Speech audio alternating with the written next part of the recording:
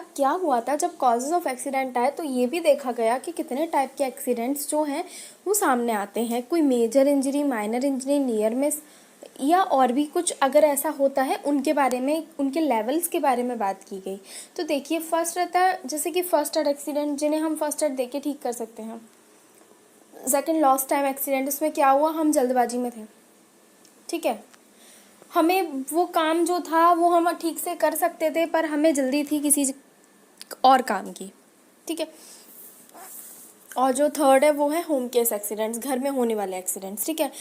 First aid accident, lost time accident क्या है, work place पे हो सकते हैं दोनों ही। और होम एक्सीडेंट्स क्या है, जो होम केसेस हो जाते हैं, जैसे कि मान लीजिए आप कुछ कर रहे थे, ऊपर चढ़ रहे थे, गिर गए या जो भी है, ठीक है। तो इस तरीके के एक्सीडेंट्स जो है सामने आए।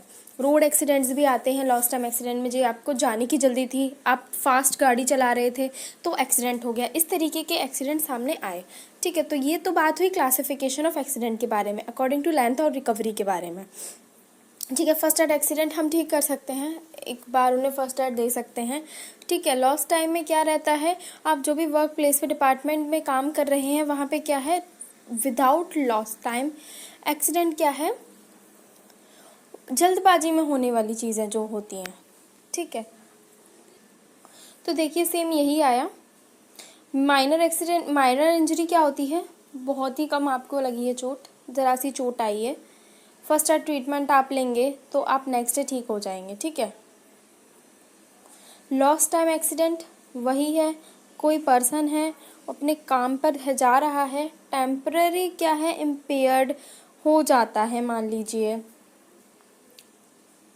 किस तरीके से, जैसे कि उसे ज़्यादा काम कराया जा रहा है उसकी वर्क प्लेस पे, अब उसे हो गई थकावट, ठीक है। अब उसके कारण क्या है, होने वाले एक्सीडेंट, यानी कि उसका थकावट के वजह से ध्यान नहीं लग पा रहा है काम में, क्योंकि वो थक चुका है, फटीग हो गई है उसको, तो इस वजह से होने वाले एक्सीडेंट्स उन्हें भी कहा गया है लॉस्ट टाइम एक्सीडेंट्स, ठीक है। तो हर फैक्ट्री को हर वर्क प्लेस पे ये इंस्ट्रक्शन दे देनी चाहिए कि कोई भी वर्कर 48 आवर्स से ज़्यादा काम नहीं करेगा, 25 से तो 12 आवर्स से ज़्यादा काम नहीं करेगा, और रेगुलरली अगर वो ड्यूटी कर रहा है तो उसे बीच में एक गैप, एक ऑफ मिलना चाहिए, ठीक है। और साथ ही क्या, हर घंटे में मतलब हर 48 घंटे में होने वाले एक्सीडेंट्स की रिपोर्ट्स तैयार करके पूरी जगह इन्फॉर्म कर देना चाहिए कि इस तरीके एक्सीडेंट सामने आए, जिससे कि क्या हो सके, आने वाले और जो एक्सीडेंट्स हैं उन पे हम अपना बचाव कर सकें। माइनर एक्सीडेंट में यही बताया गया है, जिसको भी चोट लगती है तो उसको 48 आवर्स तक एटलीस्ट रेस्ट देना चाहिए, उसके बाद उसे काम कराना चाहिए वापस। जो भी एक्सीडेंट हुआ था उसकी रिपोर्ट पहुंचा देनी चाहिए ऊपर तक कि इस वजह से एक्सीडेंट हुआ था, ये रीज़न था एक्सीडेंट होने का, ठीक है। और जिससे कि क्या हो, जो भी एक्सीडेंट जिस भी कारण से हुआ था उस पर इम्प्लीमेंट करा जाए और ध्यान दिया जाए, ठीक है। तो माइनर एक्सीडेंट ये बताता है, ठीक है। रिपोर्टेबल एक्सीडेंट सेम वही है, जब आपका कोई भी एक्सीडेंट हो जाता है तो कैसे हुआ था, क्यों हुआ था, उसकी एक रिपोर्ट तैयार करना, ये आपका सुपरवाइज़र का काम होता है कि उसको हायर मैनेजमेंट तक पहुंचाए, बताया जाए कि इस इंसान को इतनी इतनी चोट आई है और इसे 48 आवर्स का एक रेस्ट दिया जाए, उस इंसान को एटलीस्ट देखा जाए कि उससे कितनी चोट है और उसके हिसाब से उसे एक रेस्ट मिले, ठीक है। जो भी एक्सीडेंट हुआ है, जो भी रीज़न था एक्सीडेंट के पीछे, वो सारी रिपोर्ट एक तैयार होनी चाहिए, ठीक है। तो इसे रिपोर्टेबल एक्सीडेंट बताया गया है। एक्सीडेंट इन्वेस्टिगेशन इसमें बताया गया है, देखिए कोई भी एक्सीडेंट होता है उसकी इन्वेस्टिगेशन करना बहुत ज़्यादा ज़रूरी है।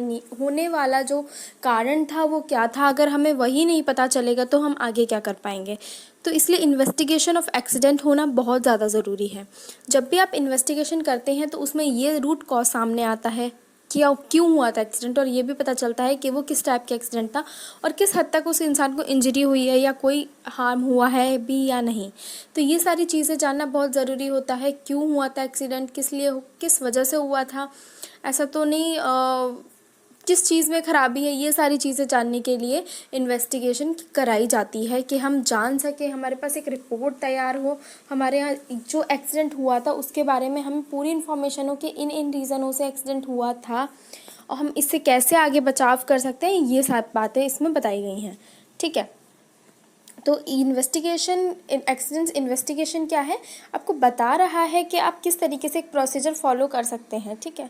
तो प्रोसीजर यही है कि जो भी एक्सीडेंट हुआ है उसके बारे में इंफॉर्मेशन कलेक्ट करना, उसका मेन कॉज जानना, जब आपको ये पता चल जाता है तो ये भी देखना कि हम इसमें क्या क्या इम्प्लीमेंट करके उस तरीके के एक्सीडेंट दोबारा होने से रोक सकते हैं। ठीक है, तो ये क्या आया, किसके अंदर आया, एक्सीडेंट्स के अंदर ये 3 चीज़ें आई, minor accident, reportable accident, lost time accident, first aid accident भी आया। ठीक है, तो ये सारी चीज़ें इसमें ये शो कर रही थी कि जब भी क्लासिफिकेशन ऑफ एक्सीडेंट देखा गया, जब क्लासीफाई किया गया तो इस तरीके की ये चीज़ें सामने आई।